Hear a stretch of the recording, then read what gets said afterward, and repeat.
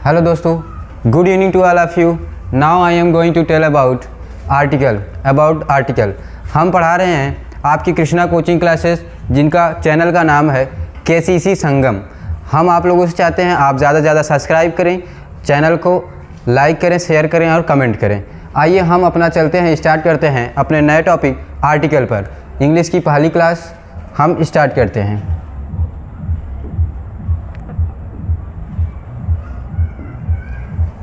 Article, what is article? कला अनुच्छेद। Article का मतलब होता है कला अनुच्छेद। इंग्लिश बहुत ही सरल भाषा है और बहुत ही ज़रूरी है हमारे लिए।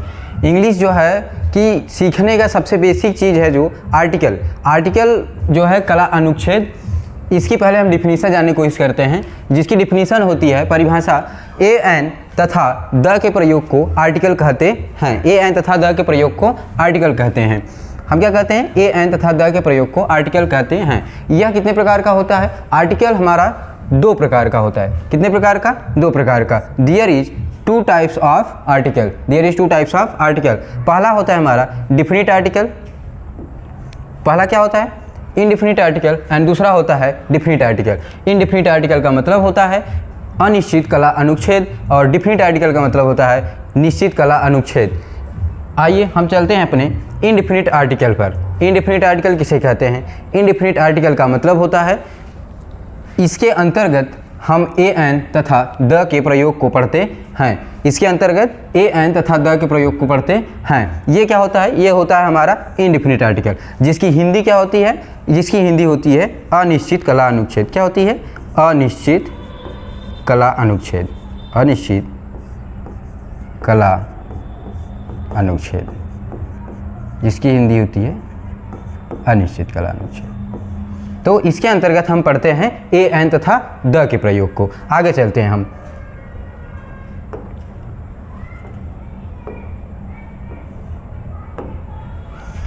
आगे चलते हैं हम ए एन इनडिफिनिट आर्टिकल के अंतर्गत ए एन तथा द के प्रयोग को पढ़ते हैं।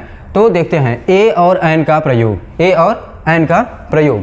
तो ए का प्रयोग, ए और एन का प्रयोग जो है कि शाब्दिक अर्थ एक होता है। ए और एन का शाब्दिक अर्थ एक होता है। ठीक है, ए और एन का शाब्दिक अर्थ एक होता है। दूसरा होता है हमारा ए और एन का प्रयोग एक की गिनती गिनाने के लिए करते हैं।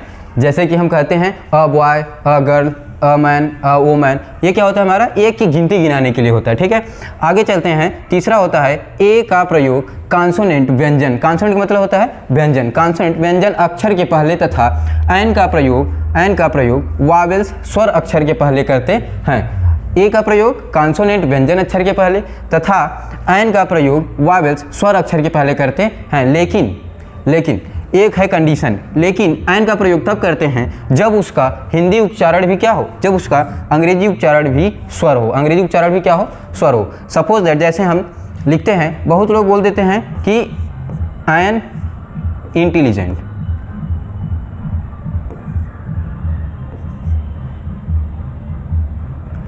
ENTE।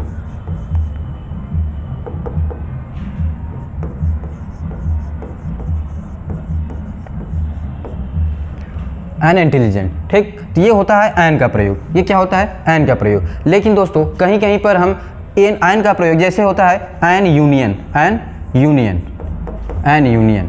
ये क्या होता है? ये हमारा, अगर हम इसे कहें तो ये एक प्रकार से ये गलत है। क्या है? गलत है। यूनियन के पहले हम एन का नहीं बल्कि हम ए का प्रयोग करेंगे, क्योंकि यहाँ पर यू का मतलब क्या होता है? यू तो हमारा क्या है? वावेल्स है। यू क्या है? वावेल्स है। यू क्या है? वावेल्स है। ठीक, इसे तो हम स्वर मान लेते हैं। इसे क्या मान लेते हैं? स्वर मान लेते हैं। जैसा कि हम जानते हैं स्वर हमारे 5 होते हैं, ए ई आई ओ यू। उनके अंतर्गत क्या आ रहा है? यू आ रहा है। लेकिन इसका एक कंडीशन क्या है? कंडीशन यह है कि लेकिन उसका जो है, जब उसका अंग्रेजी उच्चारण भी क्या हो? अंग्रेजी उच्चारण भी स्वर हो। तो अब यहाँ हम अंग्रेजी उच्चारण पे आते हैं इसके। इसे हम जब लिखेंगे तो ऐसे लिखेंगे यूनियन। क्या लिखेंगे? यूनियन। ठीक, ये क्या होता है? यूनियन होता है। ठीक है, अब जैसे दोस्तों समझिए आप कि यहाँ पर हमारा क्या आ गया? यह आ गया। क्या आ गया? यह आ गया। जैसा कि हम जानते हैं यह हमारा क्या होता है? व्यंजन होता है। यह क्या होता है? व्यंजन होता है, जिसे हम कहते हैं कॉन्सोनेंट। और हमने क्या पढ़ा है? हमने ये पढ़ा है कि एन का प्रयोग वावेल्स अक्षर के पहले करते हैं जब उसका हिंदी उच्चारण भी वावेल्स हो। ठीक, लेकिन यहाँ पर क्या आ गया? ये आ गया कॉन्सोनेंट, इसलिए हमारा ये क्या हो जाएगा? गलत हो जाएगा। ठीक है दोस्तों, आगे चलते हैं हमारा एग्जाम्पल कुछ, जैसे ए का प्रयोग, ए मीन भी एक होता है, एन मीन भी एक होता है। ठीक, तो a boy, a man, and an apple and an ox. अब इसका हिंदी उच्चारण अगर हम देखें, इसे लिखेंगे हम, इसे क्या लिखेंगे, एप्पल।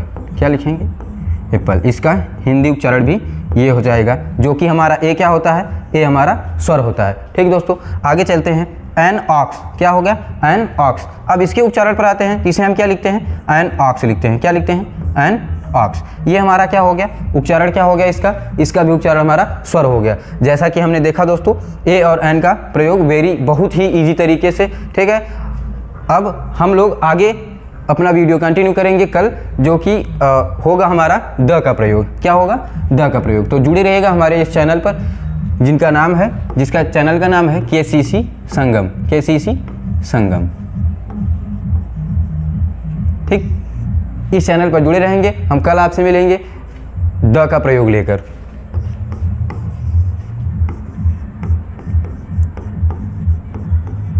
द का प्रयोग।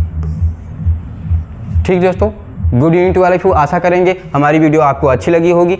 ज़्यादा से ज़्यादा चैनल को सब्सक्राइब करें, like video and share, comment करें जरूर। धन्यवाद।